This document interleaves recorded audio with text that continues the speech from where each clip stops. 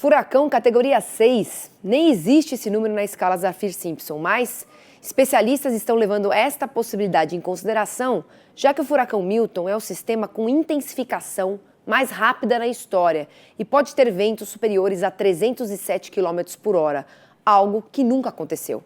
Em um estudo publicado pelo periódico Proceedings of National Academy of Sciences, cientistas propuseram a categoria 6 para classificar os furacões mais poderosos que têm se formado em decorrência do aquecimento das águas do mar, que está, claro, associado às mudanças climáticas. Vamos falar com Arthur Miller? O Milton, Arthur, eu queria saber, ele pode ser mais destrutivo do que o Helene, que atingiu Flórida e Carolina do Norte, isso há apenas 2 semanas, e matou mais de 200 pessoas. Como é que vai ser, qual que é a trajetória e quando que ele vai atingir a costa da Flórida? Bem-vindo. Pode sim, Priscila, obrigado, uma boa tarde para você que nos acompanha aqui no Mercado e Companhia. O furacão aí vai ganhando intensidade, na qual aí vem batendo recordes aí de ventos, na qual os cientistas já criam esse alerta para criar novas escalas, porque a coisa está fugindo do controle. No telão, a gente vai ver o seguinte, então temos aqui o México, aqui são as últimas 18 horas, então ele está avançando, passando aqui próximo a Cuba e deve atingir a Flórida nessa próxima madrugada.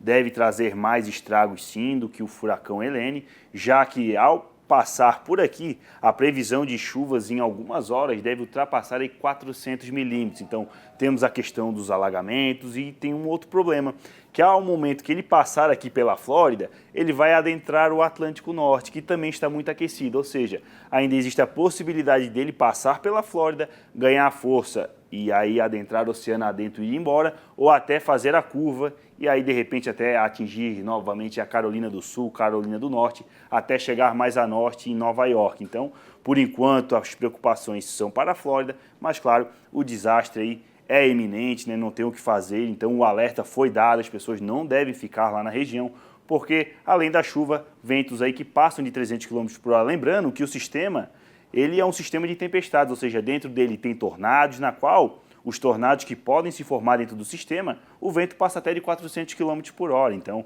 é uma situação na qual é de alerta total, já que dele deve se configurar aí como, se não, a tempestade mais forte já registrada na história. Inclusive, pedi para colocar o próximo mapa, para a gente entender o porquê da escala. Então, até então, os cientistas consideravam aí um range de a cada 40 km por hora de rajada de vento sustentado, ou seja, mais de 1 minuto, na qual acima de 250 km por hora já era considerado, então, categoria 5. Agora que a gente já está batendo na casa de 300, ou seja, extrapola os 40, 50 quilômetros entre uma escala e outra, já dá para considerar aí que, passando de 300 km por hora, teríamos uma categoria 6, aí, que seriam, até então, os mega furacões. Sendo que o mais forte teve 305 km por hora.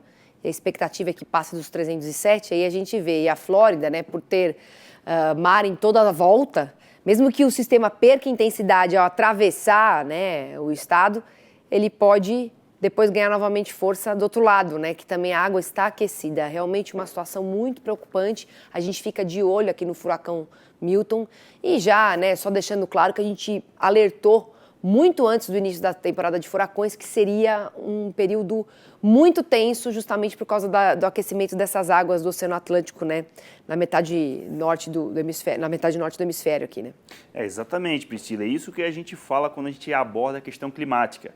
A gente avisa sobre o ambiente favorável. A gente sabia que era simplesmente passar uma baixa pressão ali que ela iria ganhar força. É difícil cravar o dia, a semana na qual vai ocorrer, mas a gente, os cientistas, isso não é nenhuma novidade.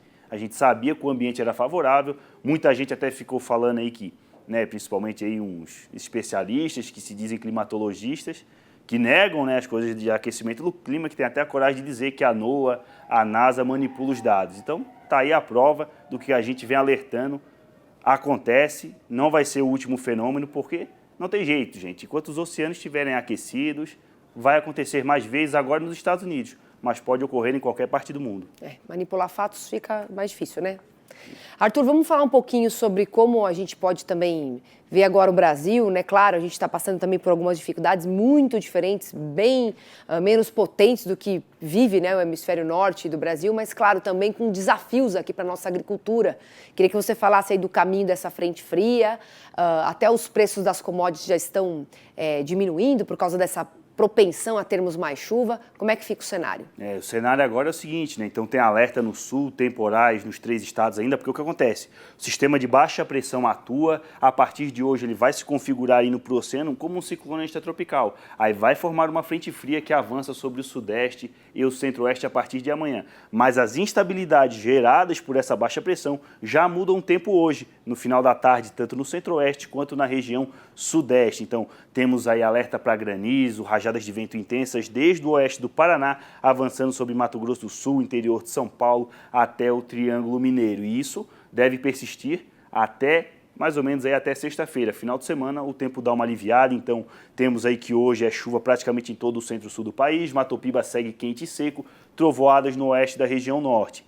Máximas elevadas, justamente no Matopiba, ainda em Mato Grosso, na casa de 41 graus, e aqui, né, agora com uma mapa de pêntada de máxima, ou seja, o calorão predomina ainda no Matopiba, leste de Mato Grosso e norte de Goiás, até o final de semana, porque a partir do momento que as chuvas começam a retornar, a tendência é dessa mancha perder força, ou seja, a temperatura diminuindo, principalmente no centro-oeste. No Matopiba, a partir do dia 17, 15 e 17 a chuva volta, porque nos próximos 5 dias não tem chuva mais significativa, e nos próximos dias, chuva no centro-oeste, chuva também no sudeste, então alerta para alagamentos e deslizamentos ainda no Rio Grande do Sul, Santa Catarina e também no sul do Paraná, porque os acumulados ainda passam de 100 milímetros, e aí quando a gente olha de 15 a 19, chuva chegando, aí acaba com aquele calorão tanto no centro-oeste como também no Matopiba, chuva chegando aí até com bom volume, não só em Goiás, como também no Tocantins, ou seja, por isso, né, você falou das commodities, né, a chuva está chegando, então